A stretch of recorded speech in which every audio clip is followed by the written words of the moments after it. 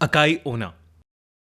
जिंदगी में हमारी मुलाकात कई लोगों से होती है और हर मुलाकात का अपना एक एहसास होता है।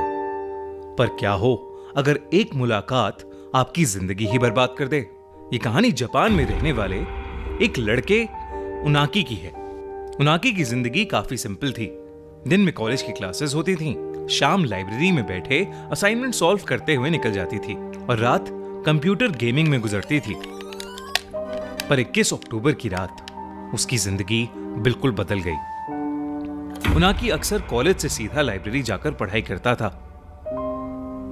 उस दिन उनाकी काफी थका हुआ था, इसलिए उसकी आंख लाइब्रेरी में ही लग गई और जब आंख खुली तो उसने देखा कि घड़ी में रात के 12:30 बज रहे हैं। उनाकी कभी भी इतनी देर रात अपने घर से बाहर नहीं रहता था। उसने फटाफट से अपने सामान को पैक किया और अपने घर की ओर निकल गया। उनाकी का घर लाइब्रेरी से करीब 20 मिनट दूर था, पर उसके घर जाने के लिए एक शॉर्टकट रास्ता भी था जिससे वो बस 10 मिनट में पहुंच जाता था। लेकिन उसे सब लोग उस शॉर्टकट को लेने से अक्सर मना किया करते थे। उस शॉर्टकट वाले रास्ते पर कोई भी लैंप या रोशनी नहीं थी। उस रास्ते पर बिल्कुल अंधेरा रहता था और लोग कहते थे कि उस अंधेरे में अकाई ओना रहती है। अकाई ओना जापान का एक मिस्टीरियस हॉरर लेजेंड था। कहते हैं कि बहुत से लोगों को रात के अंधेरे में एक रेड ड्रेस में लड़की दिखाई देती है और उस लड़की के चेहरे को अगर कोई देख लेता है तो वो लड़की उसके पीछे एक साई की तरह पड़ जाती है। कई लोग या तो गायब हो गए या मरे हुए पाए गए, पर उनाकी अकाई ओना को बस एक हॉरर लेजेंड मानता था। और तो और वो पहले भी कई बार उस शॉर्टकट से घर गया था और उसे कभी ऐसा कुछ नहीं मिला।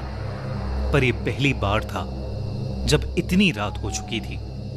उनाकी को बहुत तेज नींद आ रही थी और वो बिना कुछ सोचे उसी शॉर्टकट वाले रास्ते पर चल दिया। शुरुआत में उनाकी को उस रास्ते पर कुछ भी दिखाई नहीं दे रहा था, पर धीरे धीरे हल्की आसमान की रोशनी में उसे थोड़ा बहुत रास्ता दिखाई देने लगा।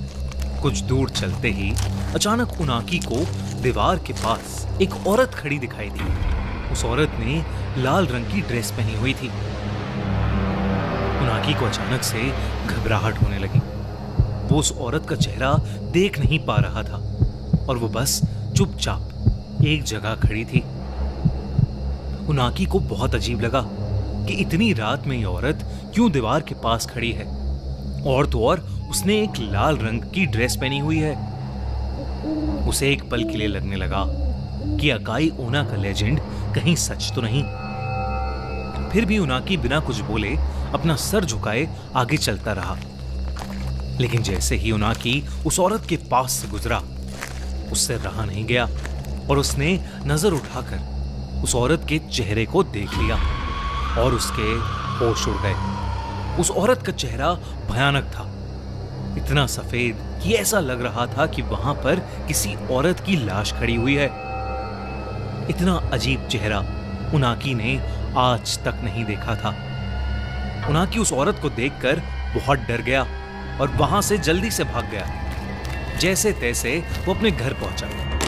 उनाकी ने जो देखा वो उसे भुला नहीं पा रहा था। उस औरत का चेहरा मानो उसके दिमाग के अंदर छप गया था। अगले दिन उनाकी अपनी उसी रूटीन के साथ जिंदगी जीने लगा, पर अब शाम होते ही उसके साथ कुछ अजीब होने लगा था। उसे ऐसा महसूस होता कि जैसे उसके आसपास कोई मौजूद है जो उस पर नजर गड़ाए बैठा हुआ है। ऐसी ही एक रात उनाकी अपने बिस्तर पर चादर ओढ़कर सो रहा था। तभी उसे ऐसा लगा कि जैसे किसी ने उसकी चादर को नीचे की तरफ से खींचा। उनाकी की नींद खुल गई। उसने सहमी नजरों से इधर उधर देखा तो उसे कुछ नहीं दिखा, पर तभी उसकी आंखों के सामने एक लाल परछाई तेजी से कमरे की खिड़की के बाहर चली गई। उनाकी को अपनी आंखों पर विश्वास नहीं हो रहा था। उसे लग रहा था कि वो पागल होता जा रहा है। उसने खुद को समझाया कि यह सब उसका वहम था और जबरदस्ती अपनी आंखें बंद करके छत की तरफ मुंह करके सो गया। कुछ देर तक सोने की कोशिश करने के बाद उनाकी ने बेचैनी में अपनी आंख खोली और फिर जो उसे दिखा वो इस दुनिया के ही परे था। उसके कमरे की छत पर बिस्तर के ठीक ऊपर वही लाल ड्रेस वाली लड़की दीवार से चिपकी हुई उसे घूरे जा रही थी। उनाकी जोर से चीखा और वहीं उसकी नींद खुल गई। उनाकी को अब समझ आया कि वो असल में ये सब एक सपने में देख रहा था। उसका गला बुरी तरह सूख गया और पूरा शरीर पसीने पसीने में भीगा था। तभी वो उठकर पानी पीने लगा। पानी पीते हुए उनाकी की नजर अपने कमरे की खिड़की पर गई और उसके हाथ से उसका पानी का गिलास छूट गया। खिड़की के ठीक बाहर वही लाल ड्रेस वाली औरत खड़ी थी और वो अपने उसी भयानक चेहरे से उनाकी को घूरे जा रही थी। लेकिन उनाकी ने जैसे ही लाइट्स ऑन की तो उसने देखा कि खिड़की पर कोई नहीं है। दिन ब दिन ये सब इंसिडेंट्स बढ़ते जा रहे थे। उसे हर जगह अकाई ओना दिखने लगी थी। उनाकी ने अपने कुछ दोस्तों से भी इस बारे में बात की, पर किसी ने भी उसकी बातों पर विश्वास नहीं किया। उसके दिमाग में यही चल रहा था कि कहीं वो अब गायब तो नहीं हो जाएगा। उनाकी का डर बढ़ता ही जा रहा था। उसने डिसाइड किया कि वो पुलिस स्टेशन जाकर वहां से मदद मांगेगा। पर तभी उसे अपने घर के मेन गेट खुलने की आवाज आई। उनाकी हिम्मत करके बाहर देखने गया तो उसने देखा कि उसके घर का दरवाजा पूरा खुला हुआ था और बाहर से तेज हवाएं अंदर आ रही थीं। उनाकी ने अपने एक दोस्त को सब कुछ बताने के लिए फोन मिलाया। उनाकी बस अपने साथ हुए इंसिडेंट्स के बारे में बोलता चला गया। तभी बात करते करते वो एकदम से रुक गया क्योंकि उसे अपनी गर्दन के ऊपर किसी की सांसें महसूस हुई। उनाकी समझ गया कि उसके पीछे कोई खड़ा था। एकदम से उसे एक हाथ अपनी गर्दन पर आता हुआ महसूस हुआ।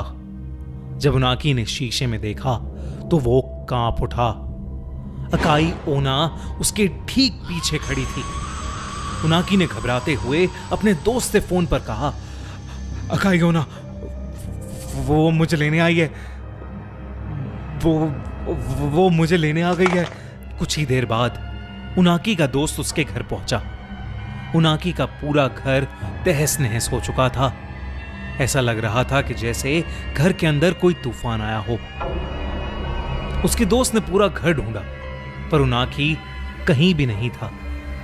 उनाकी अपने ही घर से गायब था और उस दिन के बाद वो कभी किसी को नहीं मिला।